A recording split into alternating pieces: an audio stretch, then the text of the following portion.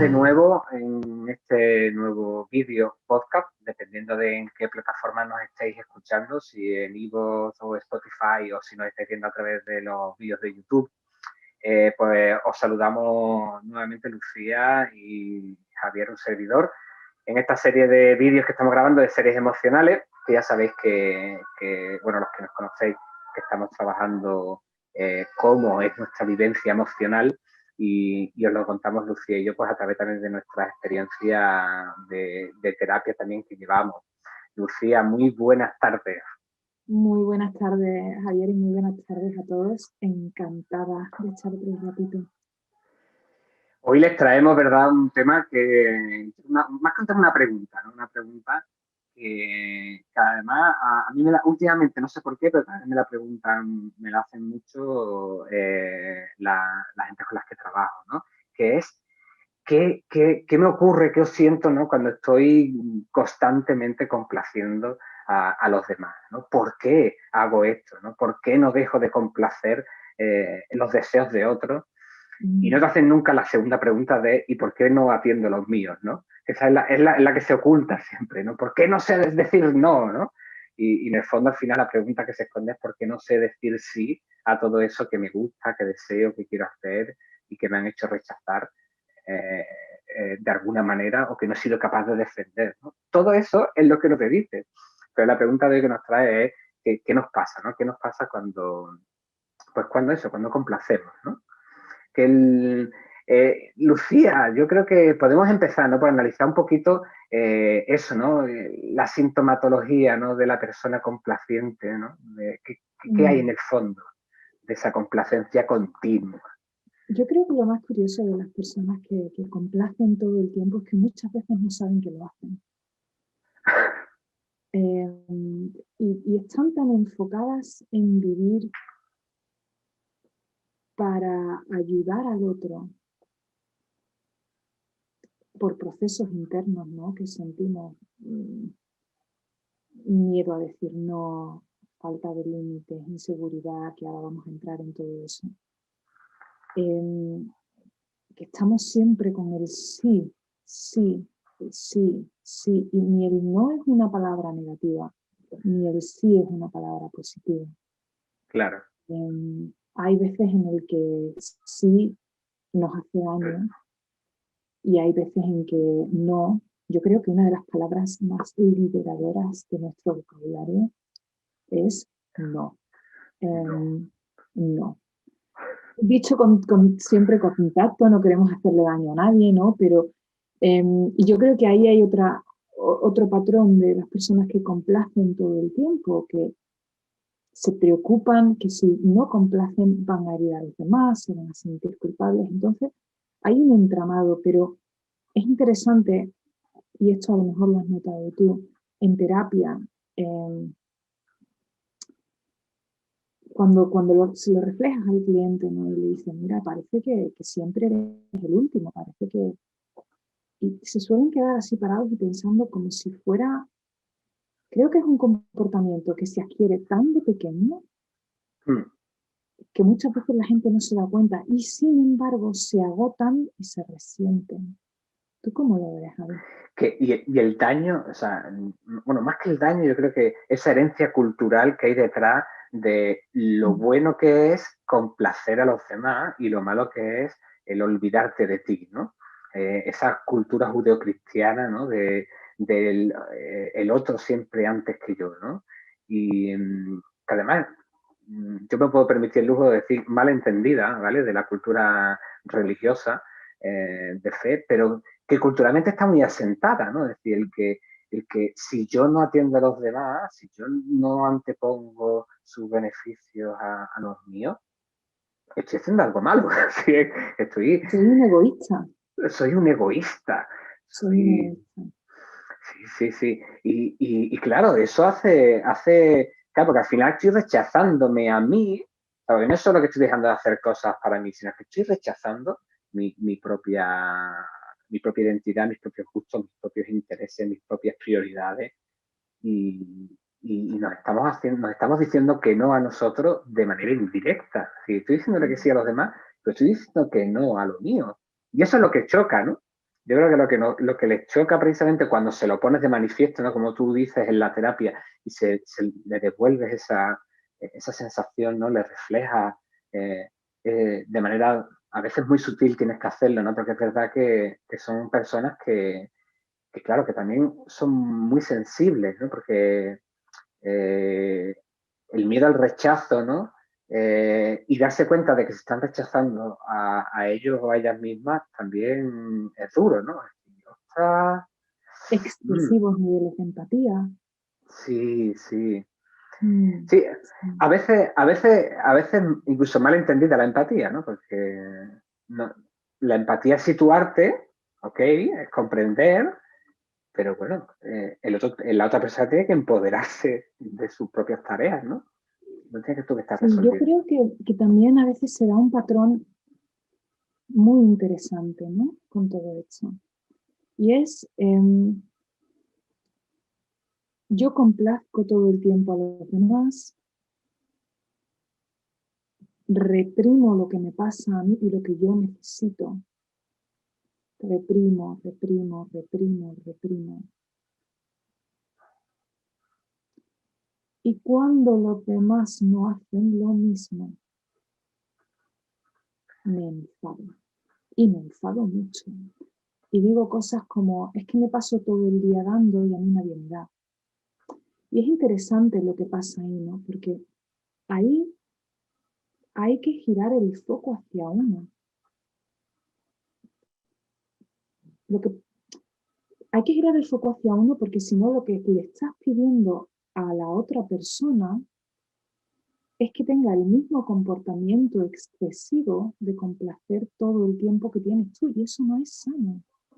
No es que la otra persona te tenga que complacer todo el tiempo. Es que tú necesitas, como tú bien dices, empezarte a decir sí a ti. Entonces se dan, con las personas que complacen todo el tiempo, yo creo que hay dos lados, ¿no? Está el lado de, son personas muy empáticas, dan mucho, sienten por los demás, sienten mucha culpa, se sienten egoístas y también sienten mucho enfado a veces y mucha desolación o incluso mucha soledad, porque el resto de las personas no responden como el mismo patrón que no es sano. Claro, sí, sí, sí. Además, yo a veces esto se lo explico a las personas con las que trabajo con el elemento de vasos comunicantes de la física, ¿no? Si tenemos un tubo en forma de U, ¿no? No se lo explico así, voy a ser más escatológico. El váter, ¿vale? El váter tiene un embudo en forma de U, ¿no? ¿Vale? Y el diseño del váter está hecho para que siempre tenga agua en ambos lados, ¿vale? Y tú echas una cantidad de emoción, de atención, bueno, que es equitativa, que es ecuánime por un lado, pues, bueno, corre, el sobrante cae, pero siempre se mantiene el nivel. ¿Qué es lo que pasa cuando en un vaso comunicante, como en el váter, echamos un cubo de agua con mucha fuerza y lo echamos de una vez, ¿no? Que eso es lo que hacen estas personas, ¿no? O hacemos a veces todas las personas, ¿no? Que nos volcamos completamente en alguien. ¿Y qué pasa en el váter? Que se queda sin agua. Porque has echado todo con tanta fuerza, con tantas ganas, que te has olvidado de guardarte la parte que te corresponde o la parte de atención que te corresponde, que es la que equilibra, ¿no? Entonces, al final, el embudo, ambas partes se quedan desequilibradas, ¿no? Uno por recibir en exceso y no valorarlo, ¿no? Y no valorar esa dedicación y tal, que tampoco tiene por qué dedicarla porque a lo mejor no lo ha pedido, tampoco lo ha pedido, y la otra persona porque lo ha dado todo sin que se lo pidieran, ¿no? Y entonces, al final ese desequilibrio que tú estás diciendo, ¿no? Pues aparece ahí, ¿no? Y la sensación de vacío, por eso lo explico así, ¿no? La sensación de vacío que aparece en la persona que ha entregado, ¿no? O que ha depositado en los demás. Se siente vacía, se siente que lo ha dejado todo. ¿Y ahora qué? ¿No? ¿Y ahora qué hago? ¿Qué más ¿Y puedo ahora hacer? quién me da a mí? Ah, claro, ¿quién me llena? ¿Quién me ¿Quién llena? me llena a mí? Claro. Claro. Y si no doy todo el tiempo, soy egoísta y soy malo. Mm. ¿Es realmente egoísta el decir no? yo creo que tenemos esta idea de que decir no está mal. Y yo me parece lo siguiente, la persona que te quiera bien, tus familiares, tus amigos, parte de una relación sana es el yo poder decir no, no puedo, no quiero, no me interesa, me gustaría pero no puedo, te quiero pero no lo puedo hacer. Y que la otra persona lo reciba y lo entienda y lo respete, ¿no? Muchas veces en terapia yo veo el patrón decir, es que si digo que no, la otra persona no va a dar. Es que si yo no voy a verte a tu casa siempre, él no viene a la mía. Entonces ahí pasan varias cosas en este patrón, ¿no? Y es, de entrada, estamos mal acostumbrando a la otra persona. O sea, no es, la otra persona no viene a verte a tu casa porque no le das espacio para que lo haga. La otra persona no viene a verte a tu casa porque no le hace falta. Estás yendo tú todo el tiempo allí. Entonces, de entrada se perpetúa una dinámica, ¿verdad? Que se queda. Y de segunda, la persona que te quiera bien va a aceptar un no. Y si alguien no te acepta un no de manera sana, ahí a lo mejor hay que plantearse cómo de sana es la relación, ¿no? Claro, además eso es importante, por ejemplo, en relaciones que a lo mejor no son familiares, ¿no? Que son, por ejemplo, laborales. Muchas consultas tengo, ¿no? Es que yo quiero aprender a decir no, porque cojo más trabajo o me dan más trabajo del que soy capaz de realizar, ¿no? Y como no sé decir que no, pues claro, porque tú esperas que en tu relación, que para ti es una relación sana, una relación de adultos, además bien construida, laboral, donde la otra persona se supone, claro, la otra persona, tú estás suponiendo que es responsable, que sabe distribuir en el trabajo. Claro, cuando te encargan un trabajo, como tú lo recibes como elemento de atención, porque para ti el no es un rechazo y decir sí es una aceptación, entonces te sientes aceptada porque tú estás aceptando también, oye, estoy ayudando, ¿no? Entonces, oye, me siento aceptada y tal. Pero claro, no caemos en que si yo digo que no y mi jefe, mi jefa o mi responsable de distribución de trabajo no aceptara mi no, ¿vale? No aceptara significa que se lo tomara mal, ¿no? Es lo que tú dices, ¿no? Si eso lo localizo, es el momento de detenerse para decir, espérate, esta relación laboral lo mismo no está bien construida. Lo mismo a lo mejor tengo que salir de aquí de alguna manera, ¿vale? O tengo que forzar o empezar, más que forzar, empezar a construir otro tipo de relación, ¿no? Otro tipo de manera de relacionarnos.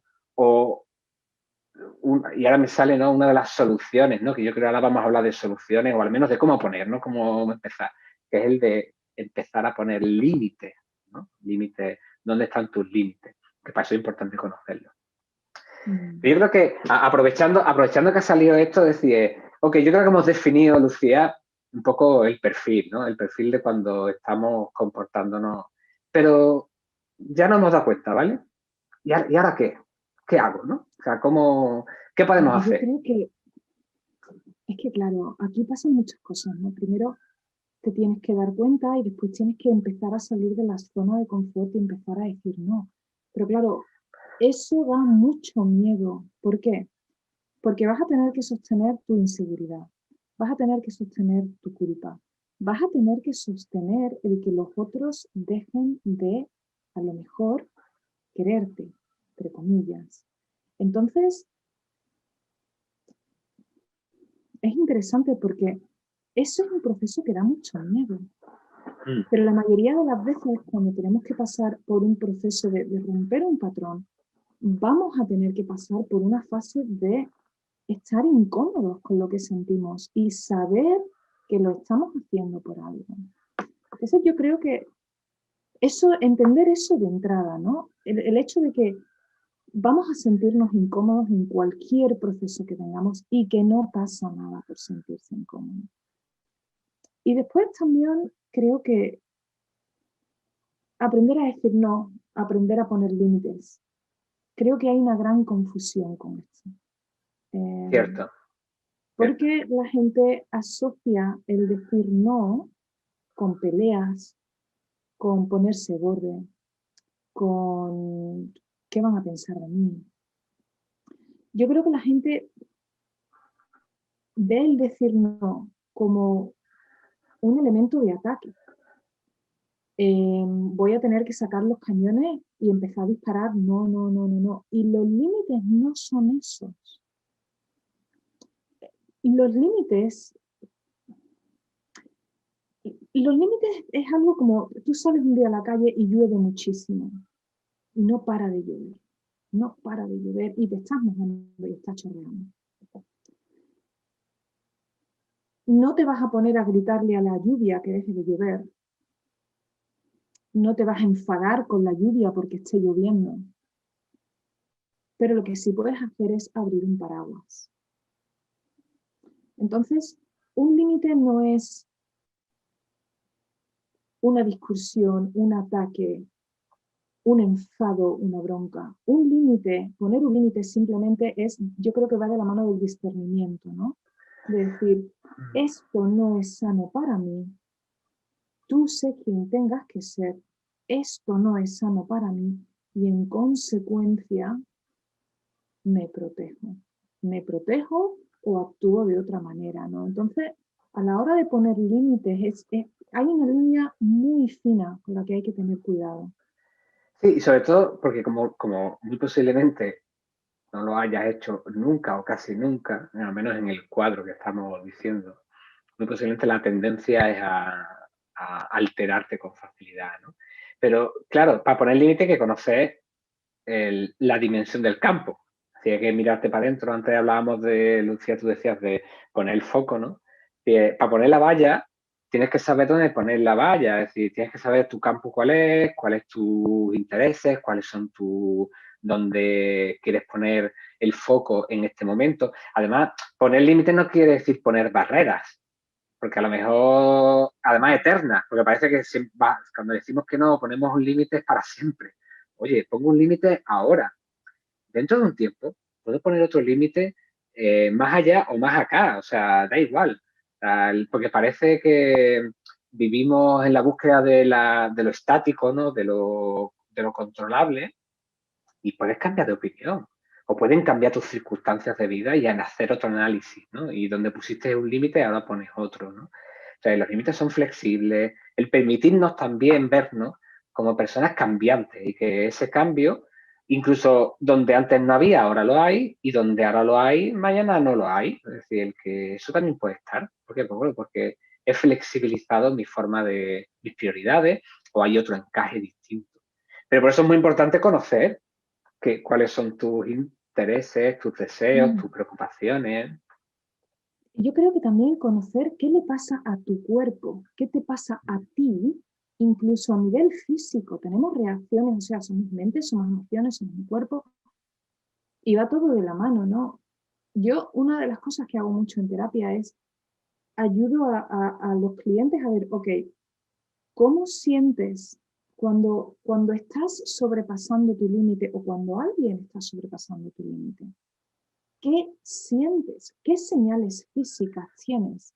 Pues mira, me agobio, o se me coge un nudo en el estómago, o me entra ansiedad, o me pongo tenso. Hay algo. El cuerpo Me tensiono, se se me suben los tensiona. hombros. Claro, vas a notar a lo mejor alguna emoción de frustración, de poca paciencia, de enfado. Vas a empezar a recibir señales. También hay que tener cuidado y diferenciar esas señales de me estás dando mal lo que me estás diciendo, porque sí, ¿no? Estamos hablando concretamente de las personas que no saben decir no y que están complaciendo todo el tiempo, ¿no? Aprender a observar qué señales son las que te dicen que aquí hay que decir no Y exactamente lo que tú has dicho, ¿no? El decir no hoy no implica que lo tengas que decir mañana, no es estático. Y no implica que nos vayamos de un extremo al otro. De, ahora siempre digo sí y ahora siempre digo no. Eso es dos caras de la misma, del mismo problema, en un lado y en otro. Es conectar contigo mismo en ese momento y decir qué es lo que es sano para mí. Aquí, Yo ¿no? siempre, sí, yo siempre también les recomiendo, ¿no? En las sesiones el utilizar los adverbios de tiempo para decir no. Es decir, sumarle un adverbio de tiempo. Es decir, en este momento no, en esta época de mi vida no, en esta semana no puedo, no quiero, no me apetece o no puedo, o no es en las circunstancias. Es decir, utilizar esos adverbios de tiempo porque ayudan mucho a, primero, temporalizar la decisión, darte también tiempo para pensar, y también porque de manera asertiva, yo creo que también la otra persona recibe que no es un bloqueo a lo que le estás diciendo, sino bueno, que hoy no puede ser, en esta ocasión no puede ser, en este momento. Se me ocurren muchos adverbios a utilizar para que la persona que lo dice, que normalmente suelen tener la tendencia a pensar que están rechazando, pues bueno, por lo menos tener una percepción que no están hablando con rechazo, ¿no? Porque la otra persona, da igual cómo se lo tome, o sea, cada cual es responsable de sus emociones, ¿no? Pero por lo menos que tú no lo vivas como rechazo. Porque ahí está el problema, porque si tú vives el no como rechazo, si a ti también te han rechazado muchas veces y tú eso no lo has gestionado bien, el no también implica ese rechazo y entonces por eso de fondo tampoco quieres decirlo, ¿no? Porque no quieres rechazar a la persona. Y no estás rechazando a la persona, estás rechazando la propuesta, estás rechazando el momento o estás aplazando la decisión. Hay un montón de elementos ahí verbales también que podemos utilizar. Acabas de decir algo muy importante. Estás rechazando la acción, no a la persona.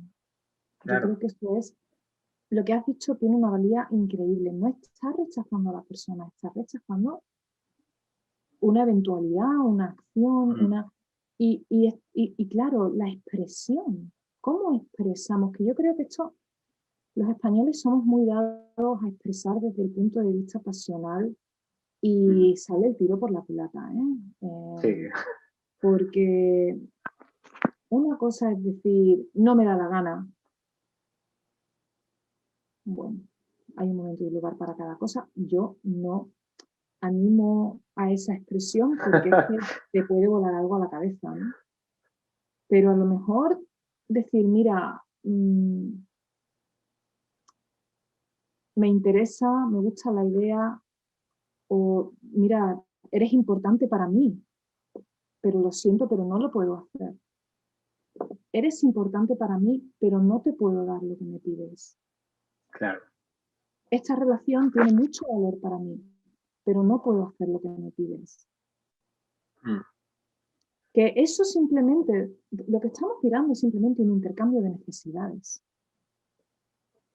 Yo, cuando alguien normalmente no le da a una persona a la que quiere lo que esa persona necesita, es porque la necesidad vital que está teniendo es mayor que la de la otra persona. Y no pasa nada. Esto es como cuando te metes en un avión con niños y te dicen que la mascarilla de oxígeno te la pones primero tú, antes de ponérsela a los niños pequeños. Entonces, ¿cómo expresamos qué capacidad de empatía podemos poner en esa expresión del no, ¿no? Sí. Empatizo contigo, lo entiendo, te escucho, pero no puedo, lo siento, o no puedo, a lo mejor la semana que viene sí. Creo que hay un matiz. Sí. Yo, quizás una última recomendación es así también que podamos hacer. Yo creo que nos ha quedado un cuadro de análisis, hemos dado algunas herramientas, ¿no? Me sale siempre, yo que trabajo sobre todo con terapias con jóvenes y con familia, ¿no? Y decirle también a los padres y a las madres que son modelos para sus hijos y sus hijas, y da igual la edad que tengan, incluso adolescentes y jóvenes, de cómo dicen no a las cosas, ¿no? De cómo ponemos esos límites a veces o Y esa educación también es importante, ¿no? Para que después en el futuro sean adultos y adultas con capacidad de priorizar en el momento adecuado, pues, y evaluar si atender o no las solicitudes externas de las personas con las que se relacionan, ¿no? ¿Alguna recomendación así para cerrar, Lucía, complementaria? Un poco antes de cerrar en el hilo de lo que estás diciendo, las consecuencias emocionales y psicológicas en un niño al que no se le ha permitido decir no son un torbellino que después termina en terapia. Entonces es importante que los padres digan que no bien y que los hijos tengan un espacio para decir no. No, no quiero que me des esa persona. No, no quiero ir en el coche al campo. Aunque el padre diga después, bueno, mira, entiendo que no quieras ir al campo, pero es que hoy lo que toca es ir al campo. Pero que se reciba esa expresión de no como parte del desarrollo personal de empoderamiento de un ser humano, ¿no? Y que cuando eso no se hace, es carne de terapia al cabo de los años, ¿no? Recomendaciones, sí, tengo una, pero no me acuerdo del título. Pero te lo puedo mandar. Te lo puedo mandar y lo podemos decir, lo podemos poner en, como siempre. Como siempre. Sí, sí. Como siempre, os recomendamos siempre alguna lectura en el pie del vídeo, del podcast, pues ahí tenéis, os dejaremos libros recomendados. Y bueno, yo creo que despedirnos, agradeceros el escucharnos, el vernos, y sí pediros que si os gustan los vídeos, que si os gustan los podcasts, oye, pues que nos deis like, porque en el fondo al final nos animan a Lucía y a mí a seguir produciendo este tipo también de ayuda que también pensamos que pueden ayudar a abrir esa mente emocional, ese cuerpo emocional que todas las personas tenemos. Así que por mi parte, mil gracias y que os aproveche con emoción el resto de la vida.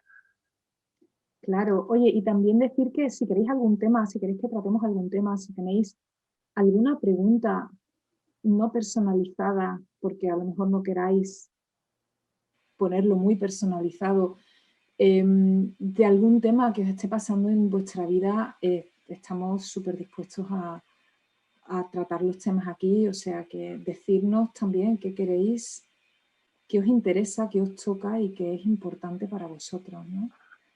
Así que bueno, muchas gracias.